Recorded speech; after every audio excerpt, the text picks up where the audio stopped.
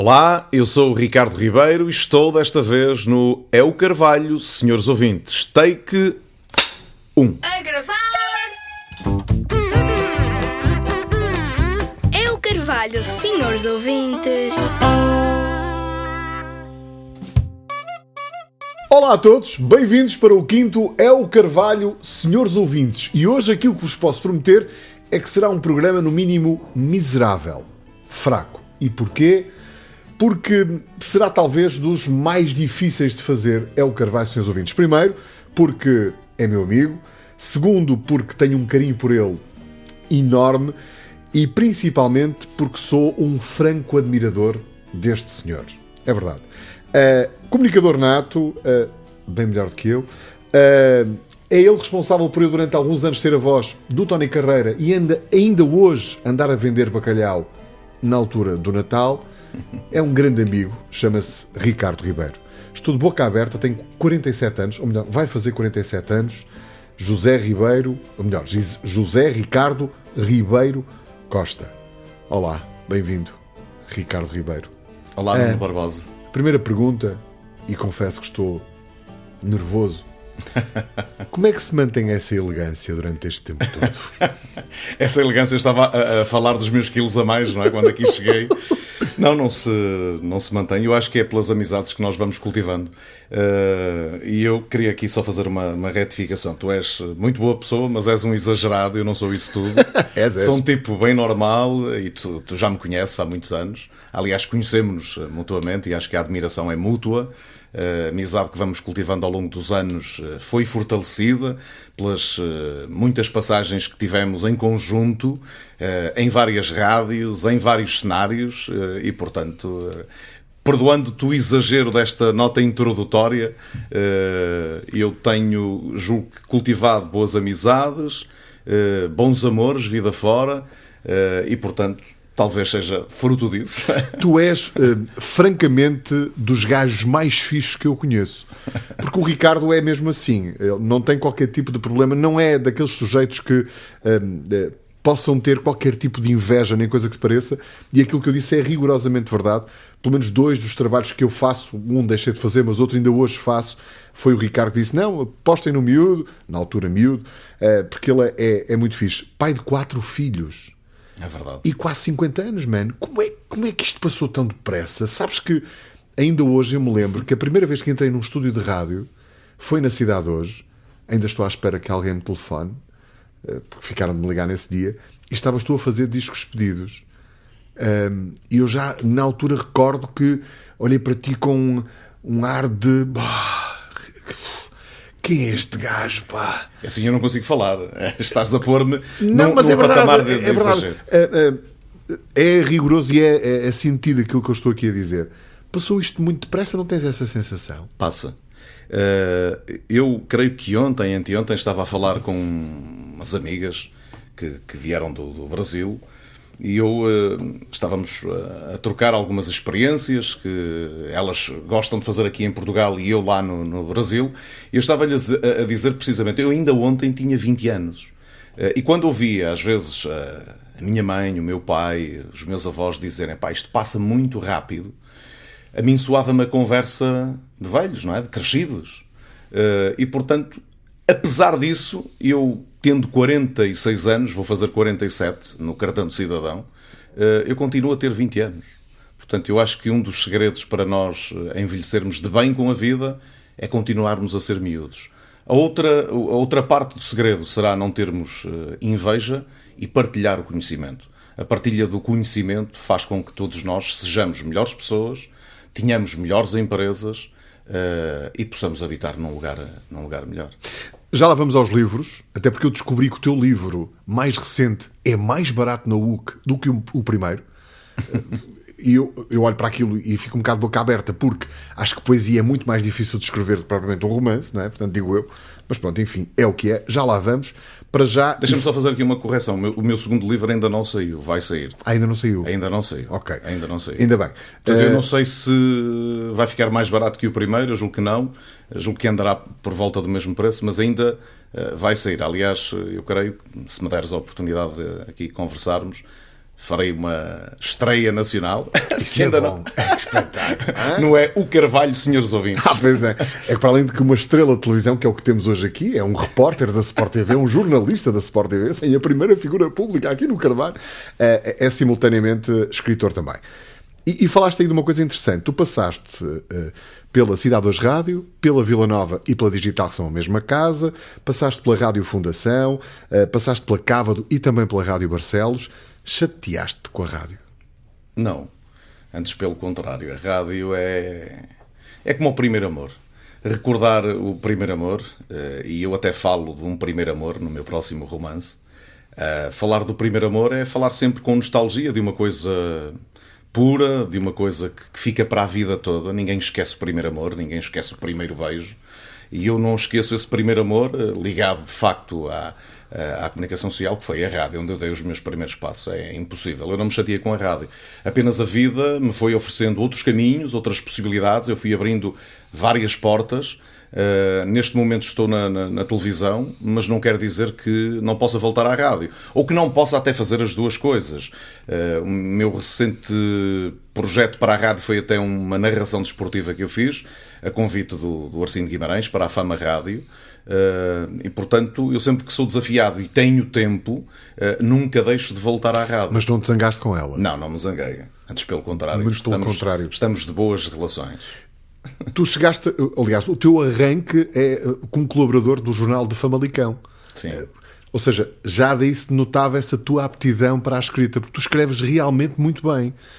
Eu acompanho-te nas redes sociais, a questão do livro também. Começou aí essa veia de escrever, e depois aqui, o que é que preferes, escrever ou falar? Eu prefiro escrever. Quer dizer, eu acho que falar, comunicar, é algo que está inerente a uma capacidade do ser humano. Nós desde sempre tivemos necessidade de nos fazermos entender, não é? De comunicar uns com os outros. E sob as mais diversas formas. Estar, por exemplo, em televisão ou estar em rádio são momentos diferentes. A escrita é para mim quase uma espécie de refúgio. Porquê? Porque no estilo de escrita que eu sou obrigado a treinar diariamente ou semanalmente, é uma escrita que nos limita, é bastante condensada. O jornalismo em si obriga-te a isso. É uma escrita em que tu tens de ser rigoroso, não te permite dar sequer a tua opinião, não há ali muita margem para seres criativo, a não seres na própria peça jornalística, mas no texto propriamente dito. E, portanto, a parte da escrita que eu fui treinando desde muito cedo, que eu desde que me lembro de andar a estudar e de juntar palavras, desde que me lembro, gostava muito de escrever. Foi desde o ensino primário, eram as famosas redações, não é? Que mais tarde se passaram a chamar composições. Portanto, eu fui desenvolvendo sempre esse gosto, gostava muito de ler. O meu avô era jornalista, colaborador do jornal de Famalicão. Eu acompanhava-o desde muito cedo. Ele tinha uma mota pequenina e eu ia na parte de trás, numa altura em que não era preciso capacete. Nós íamos a 10 km a hora até à vila, não é? Porque era mesmo vila, Famalicão ainda não era cidade. E, portanto, vinhamos até à vila, ao jornal de Famalicão, que estava situado onde agora é o CITEV.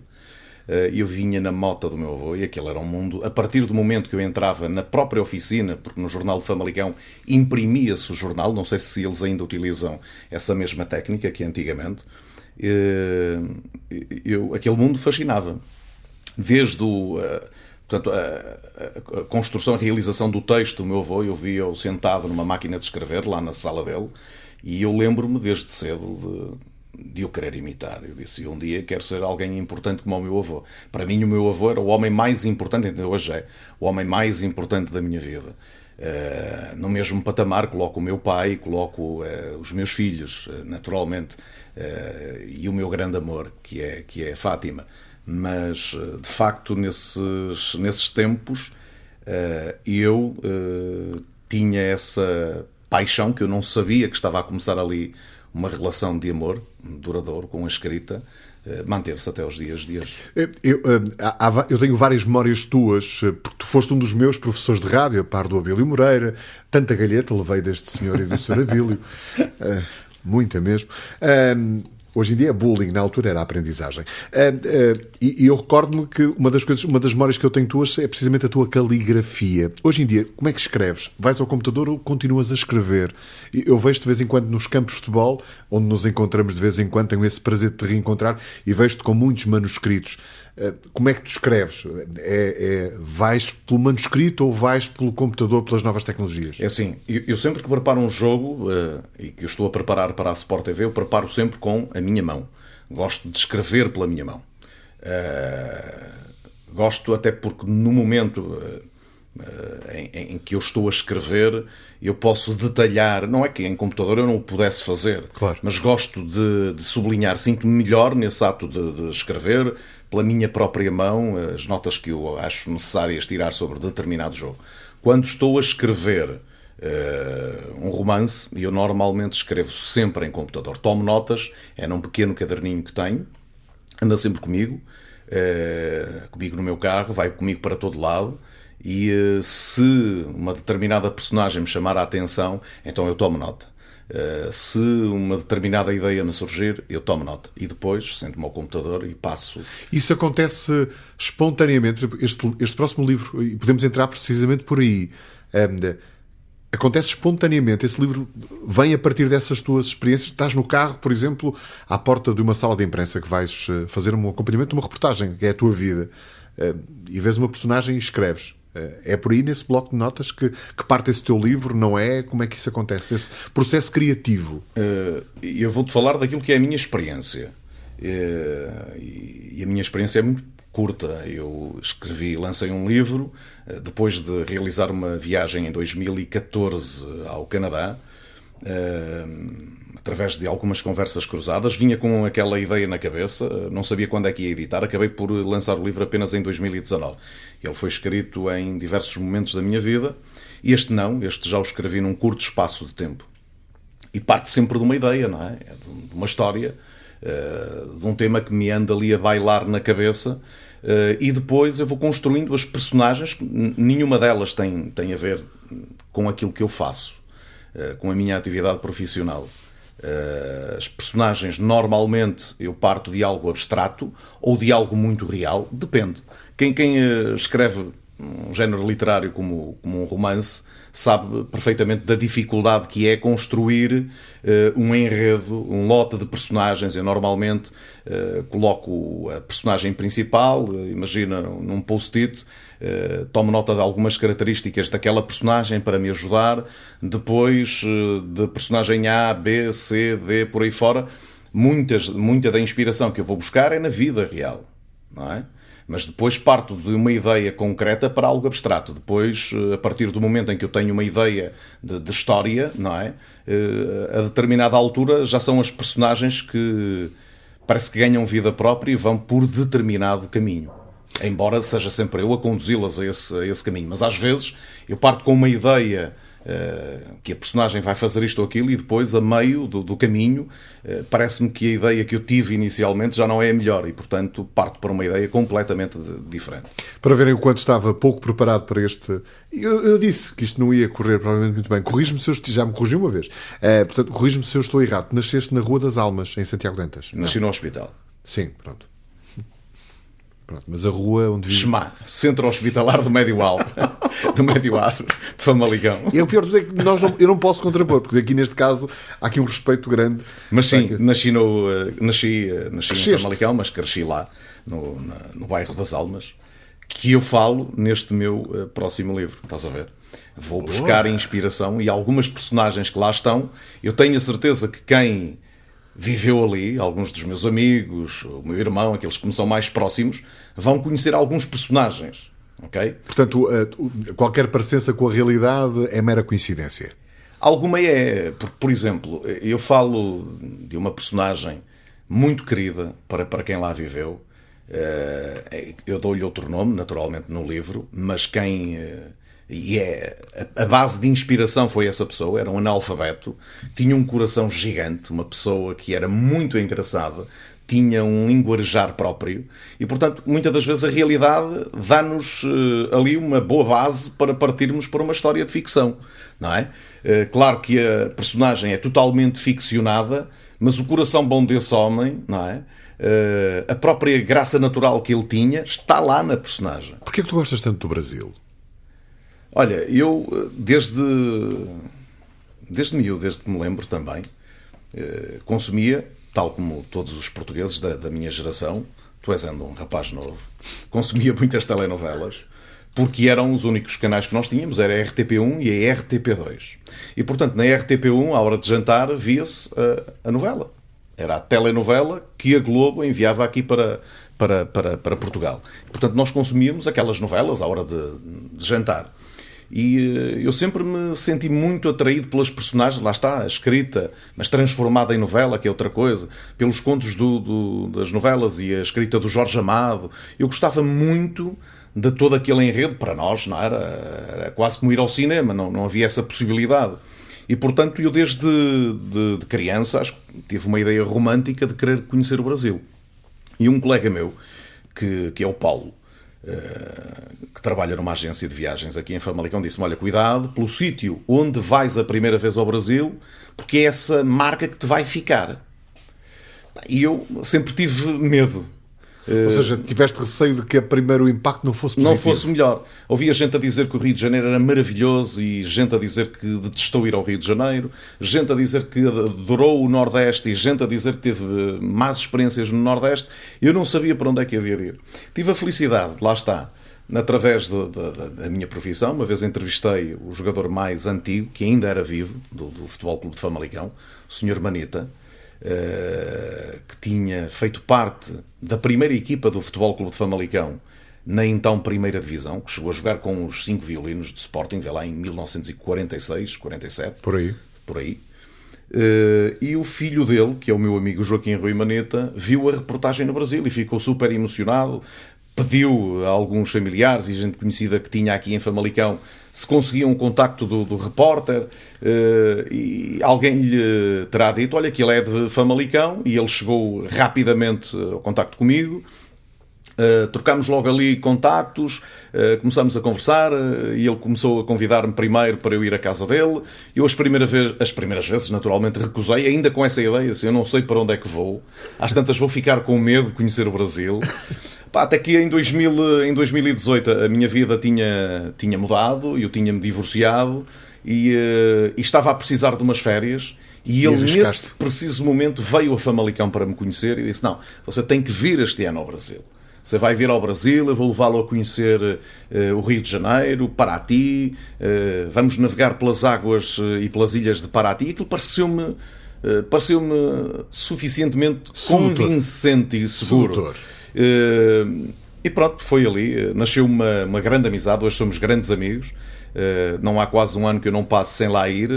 E eu devo dizer que qualquer português que consiga ir a Paraty, ao centro histórico de Paraty, vai ser assaltado por um sentimento de pertença e perceber o porquê de estar ali. Há ali muito da alma portuguesa, dos nossos antepassados, desde as calçadas, à construção tipicamente portuguesa, ao festival literário que acontece lá todos os anos, que é a Filipa, a maior feira literária do Brasil.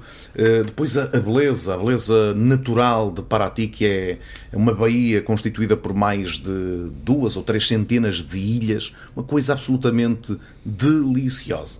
E andar pelas ruas de Paraty é como recuar no tempo e lá está, a regressar a uma novela de época. E a primeira experiência que eu tive do Brasil foi muito forte. Foi de tal forma forte que eu disse: eu vou voltar aqui mais vezes. E ele olhou para mim e disse: não, eu tenho a certeza, a partir do momento que eu vi, da forma como você olhou apaixonadamente para a cidade de Paraty, eu tive desde sempre essa ideia. E pronto, e ficou-me essa paixão. Eu sou quase um embaixador de Paraty. Tu gostas de guardar memórias? Muito. Por isso é que não gostas de comer queijo? Não, olha, curiosamente estás bem informado. Afinal, tu estás bem preparado para esta entrevista. Tu estás bem preparado. É de facto das poucas coisas que eu não gosto. Acho que é mesmo a única coisa que eu não como é queijo. Isso vem da minha infância. Não me perguntes o porquê. Mas não gostas. Já tentaram fazer-me provar de todo o tipo de queijo e eu não vou à bola com o queijo. Mas é a única coisa que eu não como. Portanto, Mas, simultaneamente, como gostas tanto do Brasil, se um dia optasses por ir para lá viver, terias sempre dificuldade, primeiro, de comer uma boa cabidela e um bom leitão, por exemplo. Não, sabes que há bons restaurantes lá. Há bons restaurantes lá, como há cá, e há muito português imigrado no Brasil. Foi outra das coisas que eu lá descobri. É que há muito português que está bem de vida no Brasil. O Brasil é um ótimo lugar para se fazer um país. Acho que é um país, por ser tão grande, é tão difícil de gerir, de governar, mas é de facto um lugar maravilhoso. Apesar de, enfim, de toda a falta de segurança, e sobretudo acho que provavelmente se fizeres uma sondagem em 10 ou 20 brasileiros, se lhes pedires a eles próprios que apontem um defeito ao Brasil, eu acho que o primeiro defeito que toda a gente vai apontar ao Brasil é de facto a falta de segurança. Depois poderão vir os problemas associados à corrupção, às políticas, às más políticas tomadas pelos sucessivos governos, mas acho que a principal causa até da onda de imigração de brasileiros para Portugal e para a Europa tem a ver com a insegurança, ou com a falta de segurança que eles sentem lá, que é uma coisa, de facto, que te faz pensar duas vezes. Mas eu creio que não seria por isso que eu deixaria um dia de experimentar o Brasil, que é um bom lugar para se viver e onde há também boa cabidela e, tanto quanto julgo saber, bom leitão. Sim, senhor. Mas há também sempre voos, não é, para Portugal e a gente... Sem dúvida nenhuma. É Kaká ou Aramis? É as duas coisas. O Kaká nasceu pela minha latente falta de jeito para jogar à bola. Eu era o autodenominado número 10 mágico, só que não. Eu costumo dizer de outra maneira, à terça-feira jogo e digo a minha equipa não me deixa brilhar. Mas digo isto, digo mesmo nas flash interviews que fazemos no final, digo mesmo em pleno balneário, digo a minha equipa é que não me deixa brilhar. Porque eu sou realmente muito bom, sou o dono da bola e sou o gordo, portanto vou à baliza. Mas dizias tu, Kaká. E desde cedo fiquei com essa alcunha. Muitos meus amigos mais próximos tratam-me por Kaká. E Aramis, de um grupo de amigos que eu tinha na minha juventude, que éramos os Três Mosqueteiros. E portanto, um era o Atos, que era o Abílio, o Manuel Mourão era o Portos, e eu fiquei com o Aramis, e pronto, e andávamos aí pelas ruas da cidade à procura de novas histórias para nos fazer rir e para guardar as tais memórias. Nem mais nem menos. Neste preciso momento, na televisão que estou aqui a pagar às prestações, está a coisa mais preciosa do meu mundo, que é o meu filho. Mas falavas do Aramis e eu encontrei, curiosamente, o Mourão. É verdade. Olá, amigo Ricardo. Foi com enorme prazer que aceitei fazer este pequeno vídeo, que espero que te surpreenda na positiva e que não deite por terra todo o teu trajeto, todo o teu profissionalismo. Confundo um bocadinho a nossa amizade com família, porque já lá vão 30 anos e, sinceramente, tenho-te como um irmão, tu sabes disso. São 30 anos, refleti um pouco sobre isso, é muito tempo e tem sido assim mesmo, um percurso que eu admiro muito, de um jovem determinado, audaz, aquele rapaz que sempre criativo, sempre querer fazer mais, diferente, mas ao mesmo tempo com muito rigor, com muito profissionalismo em tudo aquilo em que se envolvia. E o que mais admiro é sobretudo a humildade e aquela capacidade que tu tens de reunir as pessoas à tua volta e também de ajudar o próximo sem pensar em ti por vezes.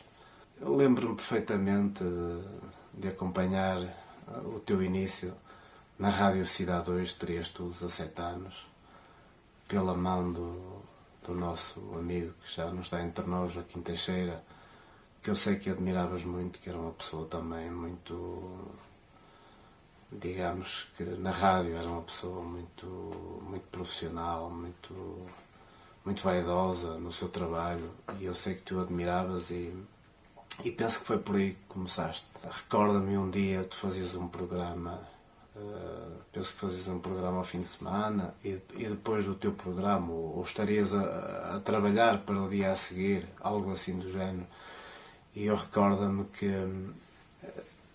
o Lopes da Silva, o nosso ícone da Rádio Cidade 2, tinha um programa que talvez acabava por volta da meia-noite. Eu estava contigo na rádio, não sei por que razão, e eu esperava por ti para sairmos. E sei que esperámos que o Lopes terminasse o programa e saímos com o Lopes. E tivemos uma pequena saída em que fomos com o Lopes, não sei se terá sido o Lopes da Silva que nos convidou para ir tiscar qualquer coisa, e eu nunca mais me esqueço que fomos tiscar a sair um pequeno café que tinha junto à casa de Camilo, onde era normal, à noite as pessoas reuniam-se até mais tarde, tiscavam uns camarões e bebiam umas cervejas, e lá estávamos nós. E depois, sem mais nem porquê, recordo-me que fomos, não sei se terias sido tu a fazer a promessa, e eu penso que eu não fui. Sei que fomos a Balazar. Pronto, foi uma coisa super divertida, porque sem contar, e nós nunca o tínhamos feito. Lá fomos, durante a noite. Deveríamos ter chegado a Balazar por volta das 4 da manhã. Sinceramente, o motivo que nos levou lá não sei, mas o que sei é que é uma daquelas coisas que me faz refletir porque é que fui, porque com certeza somos amigos, e com os amigos vamos por qualquer lado, e não importa a razão. E quando nos sentimos bem com os amigos, fazemos para estar com eles, e no teu caso, te admiro muito, faço questão de estar sempre por perto e estar sempre contigo. Amigo, desejo-te um futuro sorridente, um futuro como tu mereces, porque és um amigo de coração, és um irmão. Aquele abraço. Tchau. Há aqui uma nota que me parece muito importante. Não há uma, há várias. Vamos a elas. Primeiro, Lopes da Silva, um ícone da Rádio Famalicense. Dava outro programa, além deste. Dava vários. Ainda vou trazer cá o Lopes, um dia destes. Isso era uma grande ideia. Isso era uma grande ideia. Lembrei-me agora. Primeiro, o Lopes. Segundo, a Tasca em Seide. E a terceira, que eu acho que é o busilis da questão: o que é que tu foste fazer a Balazar, man? Já não me lembro. Eu lembro-me dessa caminhada minha e dele. Não me lembro o que é que fomos fazer a Balazar. Mas eu queria dizer duas coisas antes de ir a essa tua pergunta. O Manuel Mourão é de facto um irmão desde de longa data. Eu ainda não tinha contabilizado há quantos anos éramos amigos. Ele fez essas contas, sinto-me envergonhado. 30 anos. Só fazer aqui um parênteses, e eu peço desculpa ao Manuel, eu tive mesmo que editar, porque o vídeo tinha 14 minutos. Portanto, eu tive mesmo que condicionar isto o máximo possível, reduzir para 4, porque o Manuel passou quase 10 minutos a expressar por ti um carinho, amor. E é um amor que nós sentimos um pelo outro. Ele está nos Alpes Suíços, portanto... A vida levou para lá, ele em breve estará cá, para nós darmos aquele abraço e irmos para mais umas jantaradas, que é o que a gente leva desta vida, são os amigos e o amor que a gente vai deixando ao longo do caminho. Queria dizer que o Manuel Mourão era o Portos, porque era o mais gordinho dos três. Agora, atualmente, o Manuel Mourão é o mais magro dos três. Temos que rever o nome dos três mosqueteiros. Eu acho que ele vai ficar com o Aramis, eu não me importo ficar com o Portes, mas haveremos de morrer por essa alcunha naquele grupo de amigos. Há quem diga que um dos teus passatempos é correr. Fazia 10 km com tempos abaixo de 55 minutos. É verdade, abaixo dos 50 minutos até. Gostava e gosto muito de correr. Agora, ultimamente, não tenho corrido. A idade já não perdoa. Os filhos também não. Os filhos também não. É curioso que no outro dia vi o Ricardo em pleno parque da cidade. Ao final dele não me viu, porque eu também estava a dar uma que quer tentar emagrecer, e viu ao longe com os filhotes a brincar no parque. No parque. Achei a imagem lindíssima e até comentei com quem estava comigo. Está ali o meu próximo convidado do El Carvalho. E há outras pessoas que têm outras opiniões sobre ti muito interessantes, que eu gostava que tu ouvisses. Mas há alguém a dizer mal do convidado? Se for sempre a dizer bem, perde a piada, não é? Eu estou com alguma... Tem aqui tanto sumo que até estou com dificuldades em escolher. Mas pronto, vai este. Pediram para falar um bocadinho sobre o Ricardo Ribeiro, enquanto amigo, enquanto companheiro de rua, enquanto companheiro de muitas lutas, na parte associativa, na parte cultural e também na parte desportiva. Começando então pelo início, quis o universo, ou o destino, que na mesma rua nascessem, com alguma diferença de idades, duas pessoas a que lhe foram atribuídos o mesmo nome. E como tal, acho que só vou poder falar coisas boas do meu homónimo, para dar aqui um ênfase que poderá ser do nome. Portanto, falar um bocadinho do Ricardo. Enquanto amigo, acho que é aquele amigo que qualquer pessoa gostaria de ter na sua vida e ao seu lado, no caminho que percorre desde o nascimento até à morte. É uma pessoa determinada, uma pessoa muito ambiciosa, corajosa também, e acho que a palavra que melhor personifica o Ricardo, e é um verbo que ele costuma utilizar muito, que é o acreditar. Tudo aquilo que o Ricardo alcançou na vida, tudo aquilo que o Ricardo tem como objetivo, ele acredita piamente nas competências dele, naquilo que traz dentro dele, e consegue alcançar. Acho que esse talvez seja o grande segredo do Ricardo para o sucesso que atingiu, quer como jornalista, quer como amigo, quer como pai, quer como dirigente associativo, quer agora neste novo percurso que iniciou como escritor.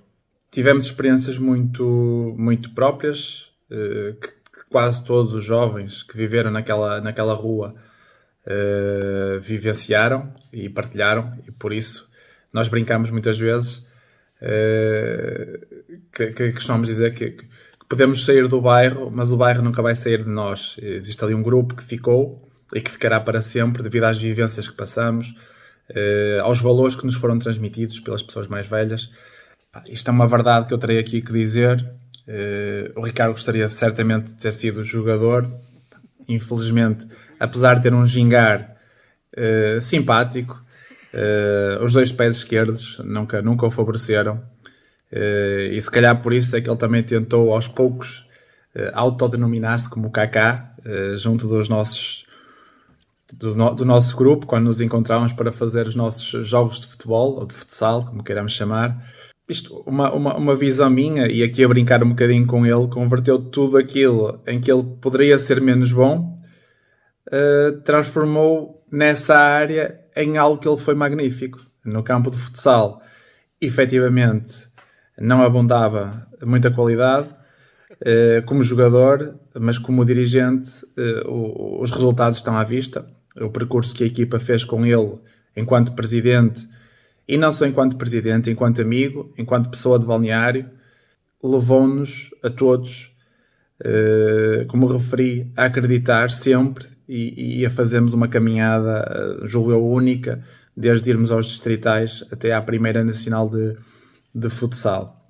O mesmo se passou noutras áreas. O Ricardo esteve nas primeiras marchas da Arca, nas marchas antoninas, mas acredito eu, apercebendo-se que os seus dotes como bailarino também não eram assim os melhores, apesar do grande esforço da parte dele, acredito que sim, canalizou essa sua vontade, esse seu amor por esse tipo de atividade para a vertente também do apoio por trás de toda uma marcha. E se calhar aquele apoio, sem desvalorizar aqui os marchantes, que eu também já fui vários anos como marchante, mas aquela pessoa que é capaz de olhar para a marcha, idealizar um tema e construir toda uma envolvência à volta da marcha, sempre com o objetivo comum de passar uma mensagem positiva, que é isso que ele tenta sempre, em todas as áreas da vida dele, passar a quem o rodeia. Havia muito mais para falar sobre o Ricardo, porque o Ricardo não se resume só a estas características, mas acho que o mais importante é ficar esta mensagem, que é de facto um privilégio para mim. É um orgulho enorme ver o Ricardo crescer em todas as áreas em que ele está envolvido, quer seja a área pessoal, familiar, profissional, de lazer, porque é como um irmão para mim. Efetivamente temos o mesmo nome, não somos da mesma família, mas os amigos, como se costuma dizer, são aqueles que escolhemos para pertencer a uma segunda família que criamos ao longo da vida, e certamente o Ricardo pertencerá sempre àquela minha família mais próxima e estará sempre aqui do meu lado, como eu estarei sempre do dele. Um forte abraço para ele. Kaká, quando puderes, cá estaremos para te ver nos relevados. Vai treinando, efetivamente, que estás a ficar magro, isso é bom. Estrela não vais ficar com mais agilidade e conto contigo nos próximos jogos. Um abraço. Um grande abraço para o Ricardo Nuno Ribeiro também. Eu vim aqui para ser insultado esta Não.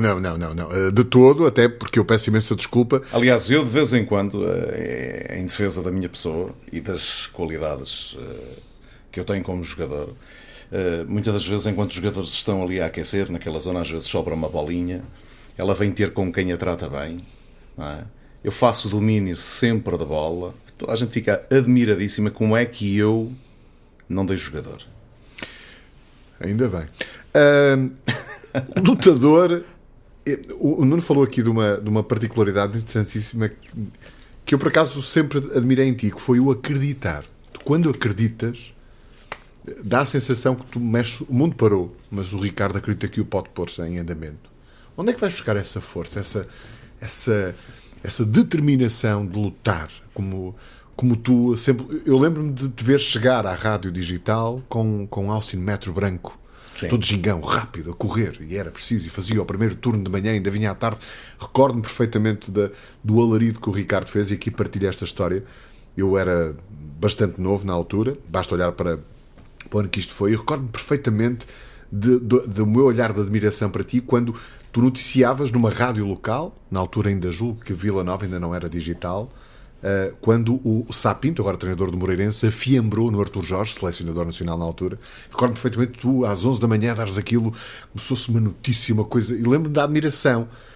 É este lutar e o acreditar naquilo que se está a fazer que te faz chegar até onde tu estás? Sim, nós somos muito resultado das pessoas que cruzam a nossa vida, e portanto, por essa via, eu acho que alicercei sempre esta minha vontade nesse verbo, no verbo acreditar, porque eu sou de um bairro, tu vistes aqui já dois amigos a conversarem comigo, nós nascemos num bairro, o bairro das Almas, um bairro de gente humilde, pobre, de pais que saíam às 7 da manhã para trabalhar, regressavam quando o sol se punha. A minha mãe é operária fabril, eu tenho um orgulho imenso na minha mãe. O meu pai era operário da Têxtil Manuel Gonçalves, não é? Depois, da Têxtil Manuel Gonçalves primeiro, Rio Pel depois. E portanto os meus pais eram operários, não é? O meu pai e a minha mãe viviam do trabalho para dar sustento aos filhos. É a vontade de vencer, Ricardo? É vontade, é aquilo que muitas das vezes... A mim nunca me faltou... Como eu costumo dizer, o essencial para ser feliz nunca me faltou. Nunca me faltou família, nunca me faltou amor, nunca me faltou, às vezes, um puxão de orelhas a umas belas lapadas quando merecia. E nunca me faltou o exemplo maior que vem dos pais, de luta. Agora há uma palavra que está muito na moda, a resiliência, não é? Mas de facto eu olhava, por exemplo, para a minha mãe andou anos e anos a trabalhar com contrato, portanto o contrato acabava e ela depois era convidada a renovar por mais meio ano, e portanto essa dificuldade e essa vontade que eu via a minha mãe colocar nas coisas foi exemplo para mim.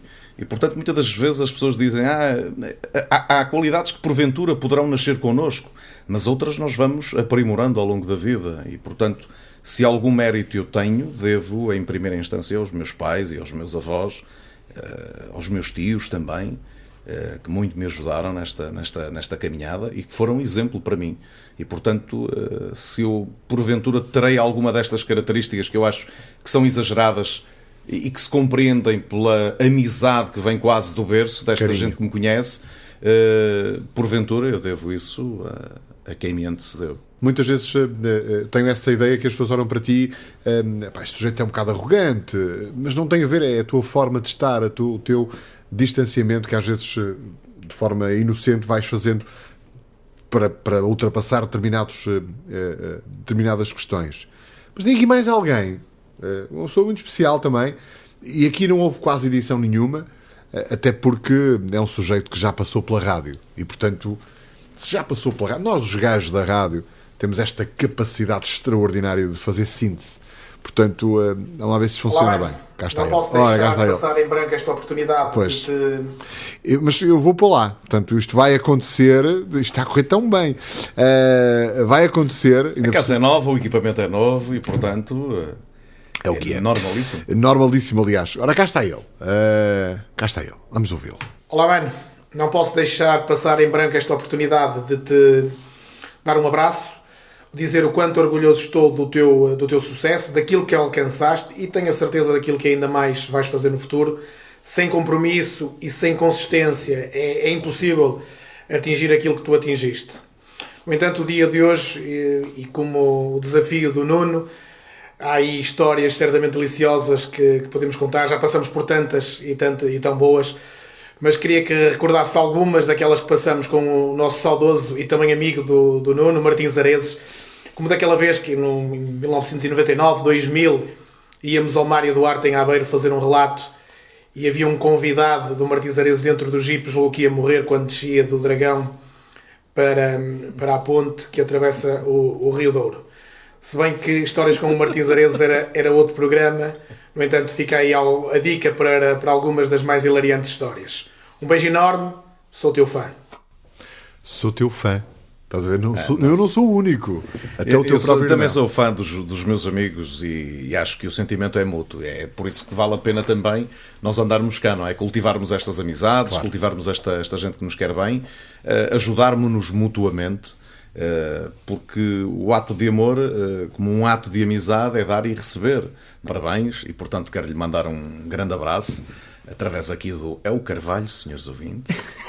E, portanto, a admiração é mútua e, como ele disse, há muitas histórias. E então a rádio, tal como a televisão, a rádio proporciona muitas histórias. Quando se fala da magia da rádio, tem muito a ver com o facto da rádio não ter imagem. Mas para nós, que a fazemos, há imagens sonoras que ficam para toda a vida. Ficam para toda a vida. Estes exemplos, estas histórias do Martins Areses, davam um livro. Eu, se um dia tiver a ousadia de criar uma personagem à volta do Martins Areses, que é uma das hipotéticas personagens que eu poderei criar um dia destes, quem sabe? Terei que fazer 2, 3 volumes, porque as histórias com o Martins Areses são absolutamente hilariantes. Há histórias absolutamente incríveis. Olha, o último jogo que eu fui fazer, no último fim de semana, estava com o diretor de comunicação do Gil Vicente, que chegou a trabalhar comigo na Rádio Cávado e depois na Rádio Barcelos, o Miguel Sá Pereira. Estávamos a recordar invariavelmente, naqueles minutos que antecedem o início da partida, estamos juntos, e daquela vez quando fomos à Madeira, e daquela vez com Areses nos Açores, e daquela vez no Algarve, e daquela vez em Lisboa, e daquela vez que nós saíamos às 7 da manhã, 8 da manhã, para ir fazer um relato a Cascais e conseguíamos chegar atrasados com o Martins Areses. Era uma coisa absolutamente incrível, que me punha maluco, eu ficava doido com ele. Tínhamos que fazer outro programa à volta de Martins Areses. O dia em que nós entramos numa rotunda ao contrário, polícia a esbracejar, mandar parar o trânsito e ele com a calma habitual, nós todos com as mãos na cabeça, Areses, uma rotunda, está em sentido contrário, calma, são só 20 metros. Polícia, parar e tal. E ele baixa o vidro e diz, nunca se enganou na vida. Desarmou Depois, a polícia. mas isso está, peço imensa desculpa, enganei. E lá entramos para o estádio sem qualquer multa, seguimos viagem e como esta, tantas histórias. Os teus colegas da Sport TV, alguns deles da parte técnica, devem se recordar de algumas epopeias com o Ares. Uma delas lembro perfeitamente uma antena, que ele resolveu arrancar e foi para o tribunal, teve que apagar. Portanto, o Martins Areses no seu melhor. Tinha coisas absolutamente incríveis. Mas tenho, por último, mais alguém para te homenagear, até porque isto é o Carvalho dos Ouvintes, uma espécie de homenagem que eu decidi fazer a este homem, e portanto e prometo que é a última, não há mais. Okay. Mas é alguém muito especial e que também teve franca dificuldade em mostrar o quanto és importante toda a manhã nisto. Olá, Ricardo. Não sei se estavas à espera desta surpresa, de ser surpreendido desta forma. Não foi fácil conseguir gravar este vídeo, porque não vou conseguir dizer nem um décimo daquilo que penso sobre ti. Conheço o Ricardo há menos de 4 anos, mas apesar disso já temos uma linda história em comum. Temos o melhor que a vida nos pode dar, que são 4 lindos filhos, e um deles é fruto já do nosso relacionamento. O Ricardo é uma pessoa, um ser humano incrível.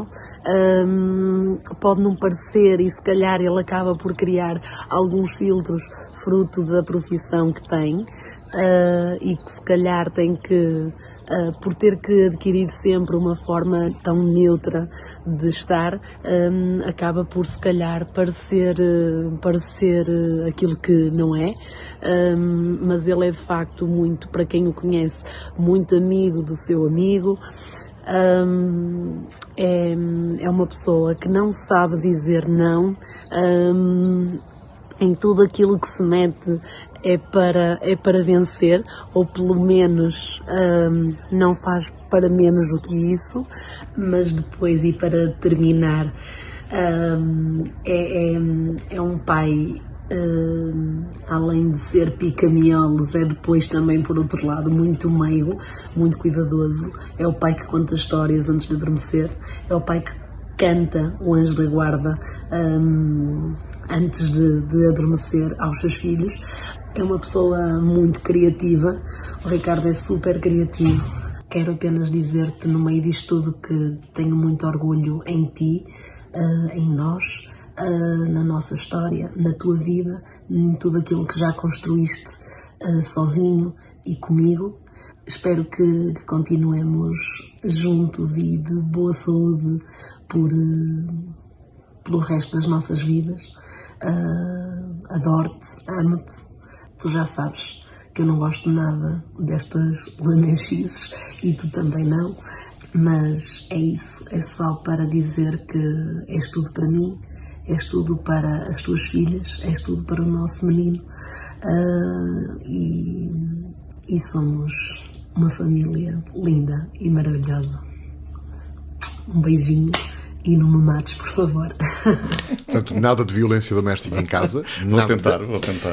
Obrigado à Fátima, e estou literalmente a olhar para a câmara para agradecer, porque a Fátima teve imensa dificuldade em fazer isto, mas ficou sem bateria, depois porque teve que mudar de sítio, e principalmente porque este estafermo não saiu do pé dela durante todo o fim de semana. Obrigado, Fátima, muito obrigado. Ao Nuno também, que esteve impecável, que foi ele que proporcionou também isto tudo, e ao teu irmão, que foram incansáveis durante estes últimos dias, apesar dos afazeres profissionais, impecáveis.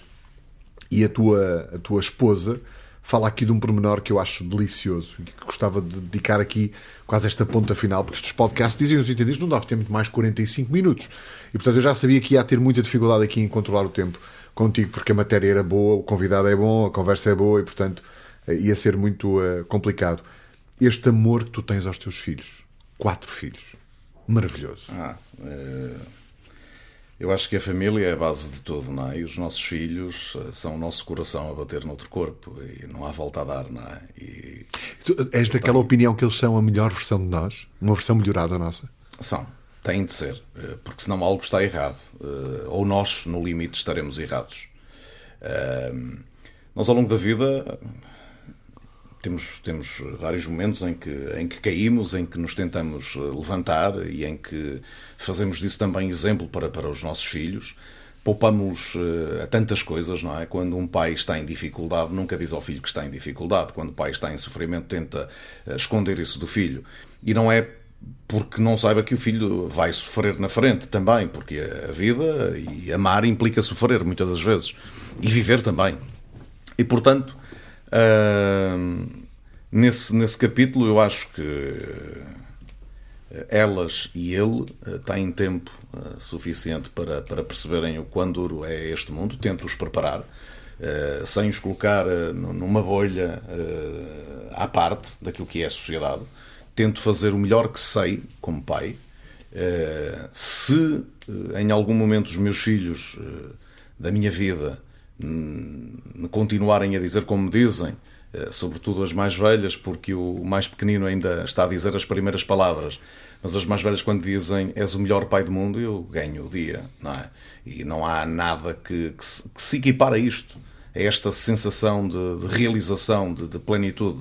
Eu posso ter ganho muitas coisas na vida, se não for um bom pai, não terei ganho absolutamente nada, não terei andado a fazer aqui rigorosamente nada. Os meus filhos são a minha primeira prioridade, a minha segunda prioridade e a minha terceira prioridade. Não quero com isto dizer que eu não me priorizo, que não priorizo o relacionamento que tenho, a mulher extraordinária que tenho ao meu lado, nada disso.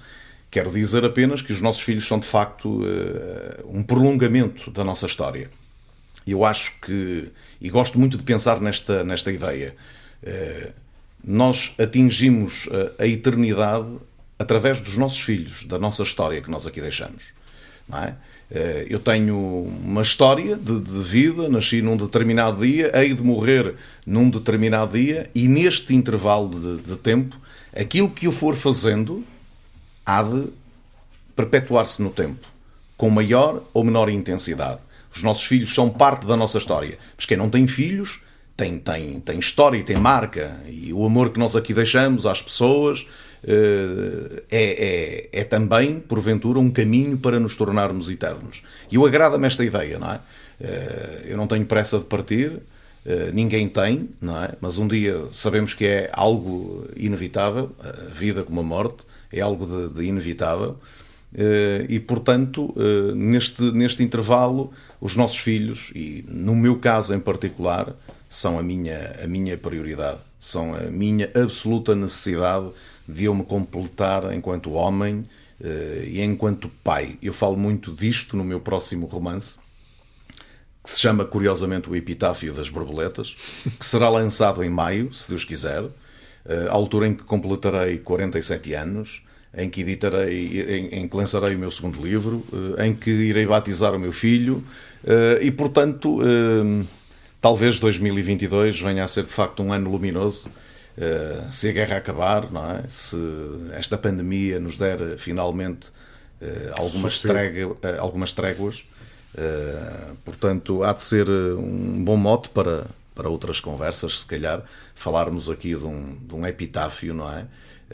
Acho que, não sei, eu no meu próximo livro eu abro com um pensamento de um poeta russo, curiosamente, que se naturalizou depois americano, que é o Vladimir Nabokov, em que ele diz que o nascimento é um grande raio de sol e que não vê porque é que a morte não possa ser uma coisa ainda maior. E, portanto, partir também deste pressuposto para uma história de amor, para um propósito de vida, é algo que nos deve nortear a sermos melhores pessoas. Eu acho que, à medida que nós vamos envelhecendo, e à medida que isto passa tão rápido e vamos percebendo que o tempo se esgota, provavelmente vamos percebendo também essa urgência de sermos melhores pessoas, de sermos, sobretudo, melhores pais. E essa, para mim, é a minha prioridade número 1. Daqui a pouco ainda tens o quiz do Carvalho. Não sei se já viste algum Carvalho, duvido, mas... Não, vi dois. Espreitei dois. Tive a curiosidade. Um com o Bruno Marques e o outro com o Henrique Pinheiro. vais ter um quiz daqui a pouco. As tais respostas às questões da humanidade é para ver daqui a pouco e para ouvirmos na voz do Ricardo Ribeiro. Tu não deixas de ser uma figura pública, tu dás cara nos jogos de futebol, desporto tão mediático, num canal premium, ainda por cima pago, estás exposto a algumas das maiores vedetas do nosso país. E a pergunta aqui é, não tens receio de, às vezes, os teus próprios filhos serem abordados por uma zona de entrevistas rápidas mais acalorada com algum treinador de algum clube? Não tens receio dessa exposição? Não, é uma exposição que eu escolhi de forma consciente quando comecei a trabalhar na área do desporto. Foi algo que eu quis muito, que eu queria experimentar, queria lá chegar, cheguei. E não tenho esse receio porque também vais com que eu sou-te sincero, tu para estares neste meio precisas de alguma sanidade mental, não é? Eu gosto muito do jogo de futebol, gosto de ver alguns jogos, mas se perguntasses, por exemplo, à minha mulher quanto tempo é que eu perco em casa a ver um jogo de futebol, ela dir-te-á que é muito pouco. Eu gosto francamente de ver as equipas portuguesas nas competições europeias, gosto de ver a seleção portuguesa em ação, embora me enerve de vez em quando com o nosso Fernando Santos, a quem estou eternamente grato. Mas sofro como um adepto pela seleção, na condição de humilde habitante deste país, de humilde cidadão português, mas não me preocupa essa questão de porventura, já tive episódios onde porventura os treinadores ficam mais incomodados, mais ou menos incomodados, mas eu também os percebo, porque eles sim são sujeitos a uma pressão brutal. Um treinador e ao longo destes anos aprendi muito isso também, a observar, nós também observamos muito. O treinador é um homem permanentemente solitário, neste sentido. Quando as coisas correm bem é um ídolo, mas para os adeptos são ídolos que são... descartáveis. Não diria descartáveis, mas muitas das vezes passam rapidamente de ídolos ou de anjos a demónios. E o futebol é uma máquina de triturar, é uma máquina de emoções muito forte. E eu acho que é isso que torna até o futebol também tão apaixonante, não é?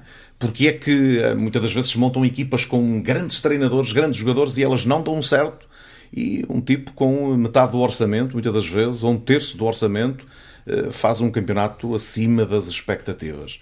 Portanto, eu também compreendo muitas das vezes a frustração de jogadores e de treinadores naquela zona de entrevistas rápidas. Muitas das vezes eu gostava que determinadas pessoas que não fazem a mínima ideia do que é que estamos aqui a falar experimentassem uma zona de entrevistas rápidas. Normalmente há sempre um treinador frustrado com o resultado e outro contente, a não ser quando o empate agrada aos dois, mas nem sempre é do agrado dos dois, e portanto tens que perceber que aquele treinador, se estiver na corda bamba, e se já se falar de algumas semanas esta parte que ele pode ser demitido, tens de perceber a frustração dele, tens de perceber que esse treinador é também um ser humano, que é também chefe de família, que tem esposa, que tem filhos, e que estão a ver porventura à televisão, muitas das vezes. E, portanto, tudo isso é um caldo perfeito para que, em termos emocionais, as zonas de entrevista rápida sejam também uma excelente escola de observação dos comportamentos humanos. Eu ouvia alguém, já não me recordo quem era, mas que era absolutamente contra as zonas de entrevistas rápidas, as chamadas flash interview, pela violência que exerciam psicológica aos intervenientes por essa mesma questão que tu dizes, ou seja, um ganha, o outro, para esse ganhar, tem que perder obrigatoriamente. Há malta que não reage tão bem a tal questão de família, são seres humanos que ali estão. Eu peço imensa desculpa, mas eu discordo disso. Nós vivemos numa sociedade democrática, numa era de informação, e acho que o futebol é também um espetáculo. Por isso é que essas pessoas... E uma indústria. Mas por isso é que essas pessoas escolheram ser jogadores, primeiro porque têm habilidade e depois porque lutaram muito para lá chegar, e outros treinadores. E pagam um preço por isso. Nós pagamos um preço, porventura, pela exposição, eu não, porque não me considero uma pessoa minimamente mediática. Sou em minha casa. E mesmo em minha casa, quando tento ser alguém, às vezes o mais novo lá da família diz: tu aqui não és o presidente. O presidente agora sou eu. Agora sou eu. Portanto, estamos sempre em pé de desvantagem. Mas eu acho que as entrevistas, no final, têm de ser feitas aos treinadores e aos jogadores. Não é o preço, faz parte do espetáculo. Tu, depois do jogo acabar, gostas de saber, não é? Para quem ama o jogo, para quem gosta, porque é que o treinador mexeu de determinada forma na equipa, o que é que ganhou, o que é que perdeu, o que é que o levou a ganhar, o que é que o levou a perder, qual foi a estratégia que ele pensou para o jogo. Muitas das vezes, eu costumo dizer que à segunda-feira fazer o totobola é fácil demais, não é? Todos nós acertamos. Portanto, às vezes é compreender um bocadinho também o outro lado, o que é que levou o treinador a fazer aquilo, o determinado jogador a ter determinado comportamento. Acho que é importante. Vamos para o momento do quiz do Carvalho. É um momento que põe à prova os nossos convidados com as míticas frases da humanidade. Não te estejas a rir, não tem piada nenhuma. Tu vais sofrer, agora é que tu vais sofrer. E vamos fechar este Carvalho daqui a pouco, depois deste quiz, com talvez o momento mais embaraçoso que eu passei numa rádio com o Ricardo. Ele já não se deve recordar, mas eu vou contar-vos no fecho quase deste É o Carvalho, senhores ouvintes. Primeira frase que eu quero que tu completes. E estou a levantar a sobrancelha porque... Mas eu tenho que completar, que é com... Tens de completar. Já obtive essa informação. Aqueles memes da televisão. Já obtive essa informação dramática. Era isso? Entraste no espírito. Vou ter que abandonar. Tenho uma consulta. Vou ter que abandonar. Tenho uma consulta agora às 5. Eu cheguei lá ao pé dela e disse-lhe: vou-te comer. E comi. Isto são frases da humanidade que nunca mais acabam. Vou aos apoios. Não, antes disso vou-vos contar que, e é uma história muito rápida que passei com este senhor, estava ele a fazer o turno da noite na rádio e estava eu a fazer um programa de desportos motorizados e eu acho que ele não se deve recordar, mas deve ter sentido uma vergonha alheia genial quando o Paulo Marques estava no Dakar a fazer o Dakar. E passou o telemóvel, imaginem só, ao grande Colin McRae, já falecido, para quem não sabe, já morreu o senhor, cuidado. E na altura eu armei-me em inglês e perguntei-lhe como é que tinha corrido a etapa, mas não foi bem assim em inglês. E apenas o Paulo Marcos está a querer gravar um ID para a rádio, a dizer: hello, my name is Colin McRae, I'm here in rádio digital.